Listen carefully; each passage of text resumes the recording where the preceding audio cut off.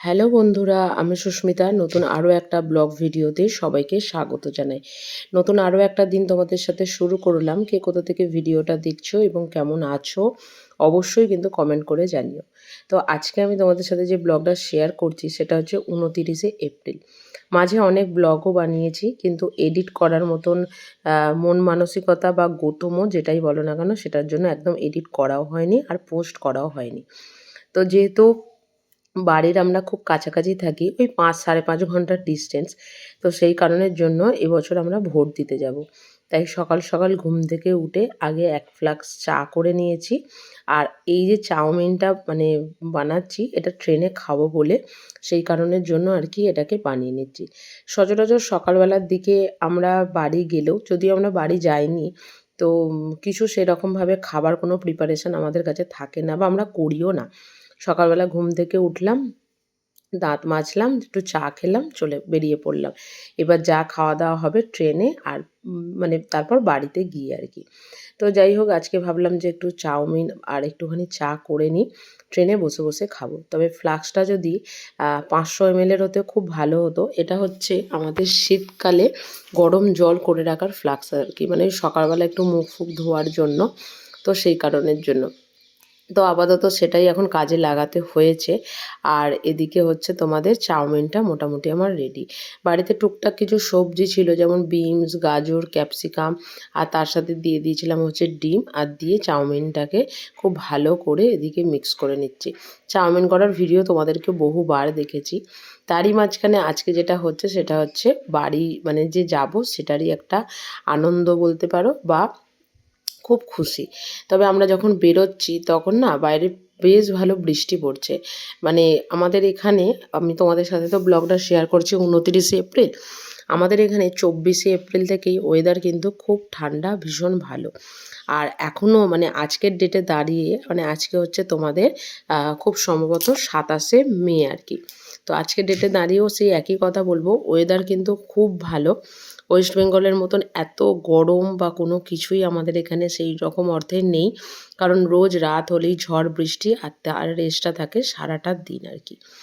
তো দেখতে দেখতে আমরা স্টেশন পৌঁছে গেছি। আর স্টেশনটাকে না ভীষণ সুন্দরভাবে সাজিয়ে গুছিয়ে রাখে, এত ভালো লাগে দেখতে, যা বলার নয়। তো যাই হোক, লাইটিংটা ভীষণ সুন্দর আর কি। আর এখনও বৃষ্টি পড়ছে, আর বৃষ্টির মাত্রাটা না একটু একটু করে যেন বাড়ছে। আর এই যে ট্রেনটা, এটা হচ্ছে Sahebganj to Malda MEMU special. তো এখান থেকে মালদা লোকাল ট্রেনও যায়, আমাদের বর্ধমানও যায়। আর আমরা আসার আগেই আজকে ট্রেন মোটামুটি প্ল্যাটফর্মে চলে এসেছে। আর ট্রেন এখান থেকে বলতে পারো ফাঁকাই ছাড়ে, খুব একটা যে প্যাসেঞ্জার থাকে, কোনো দিন যদি ট্রেনের টিকিট কাটা নাও থাকে তাহলেও লোকাল ট্রেনের টিকিট কেটে চলে যাওয়া যায় আর কি। কারণ অতটা ভিড় এখান থেকে হয় না, ভিড়টা হয় হচ্ছে পাকুড়, রামপুরহাট, বারহাট্টা এইসব জায়গা থেকে আর কি। আর এই যে হচ্ছে ট্রেনের অবস্থা, তোমাদেরকে বললাম হাতে গোনা আমরা হয়তো 4টে কি 5টা প্যাসেঞ্জার আর কি। তো যাই হোক, কী আর করা যাবে, যেহেতু ট্রেনটা পুরো ফাঁকা, আর যদিও এদিকে আমাদের সিট নেই, তবুও যেহেতু ফাঁকা ছিল তাই আমি এদিকটাতে বসেছিলাম। আর এই যে যখন যাচ্ছি তখন বাইরেটা পুরো যেন মনে হচ্ছে ঠান্ডার কুয়াশা কুয়াশা, আমরা বেরিয়েছি ভীষণ একটা ঠান্ডা ঠান্ডা ভাব নিয়ে। ওই যে আমরা যে রেস্টুরেন্টটায় গেছিলাম না, ওই পাহাড়টা হচ্ছে এই পাহাড়টা। ট্রেনটা একটু ঘুরে গেলেই পাহাড়টা আর একদম দেখা যায় না। তবে যেটা হচ্ছে সেটা হচ্ছে বাইরে প্রচণ্ড পরিমাণে যেন মনে হচ্ছে চারিদিকে একদম কুয়াশা কুয়াশা হয়ে আছে আর কি। আর এই ঠান্ডা ঠান্ডা ওয়েদারে চাটা তো করেই এনেছি, আর বরমশাইকে বললাম যে চা দিতে, কারণ ও খুব একটা দুধ চা খেতে ভালোবাসে না। আর দুধ চা খেলেও বাড়ির দুধ চাটা খায় না, ও হচ্ছে দোকানে গিয়ে সেটা খেতে বেশি ভালোবাসে আর কি। তো সেটা ওর একটা অন্য আলাদা ধরনের নেশা, যেটা বলতে পারো। তো ট্রেন দেখতে দেখতে বোলপুর শান্তিনিকেতন পৌঁছেই গেছে। আর মোটামুটি আর একটু কিছুক্ষণের অপেক্ষা, তারপর হচ্ছে বাড়ি বাড়িতে পৌঁছে যাওয়া আর কি। গেল বছর 2025-এ আমি প্রচুরবার চেষ্টা করেছি তারাপীঠ আসার, কিন্তু তারাপীঠ এসে পৌঁছতে পারিনি। তবে তার আগে বলে দিই, স্টেশনটা হচ্ছে পান্ডুয়া, আর পান্ডুয়া স্টেশনের কাছেই হচ্ছে আমার পিসির বাড়ি। তাই ওরা ছাদে দাঁড়িয়েছিল, আর আমরা ওদেরকে টাটা করব বলে গেটের সামনে দাঁড়িয়েছিলাম। তো যাই হোক, এবার তারাপীঠের ঘটনাটায় ফিরে আসি। তো বহুবার চেষ্টা করেছিলাম তারাপীঠ আসবো, কিন্তু তারাপীঠ মানে টিকিট কেটেও ক্যানসেল করতে হয়েছে। আমরা মানে এসে পৌঁছতে পারিনি। তবে ভগবান এখন আমাকে এমন একটা জায়গায় এনে রেখেছে, যেখানে আমি হয়তো চাইলে প্রত্যেক রবিবারই তারাপীঠ যেতে পারি আর কি। কোনো রকম কোনো কষ্ট বা কোনো রকম কোনো হয়রানি, কোনো রকম কোনো অসুবিধা ছাড়াই আর কি। তো যাই হোক, ব্যান্ডেল থেকে আমরা ট্রেন চেঞ্জ করতে হয়। ব্যান্ডেল থেকে ট্রেন চেঞ্জ করে আমাদের ট্রেন প্রায় ভদ্রেশ্বর আসবো। তবে আজকে খুব তাড়াতাড়ি পৌঁছে গেছি। মানে ট্রেন টাইমের প্রায় 10 মিনিট আগে ব্যান্ডেল ঢুকে পড়েছে।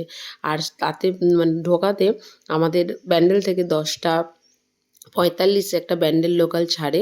তো সেই ট্রেনটা পেয়ে আমরা মোটামুটি 11:10-15 বাড়ি চলে এসেছি।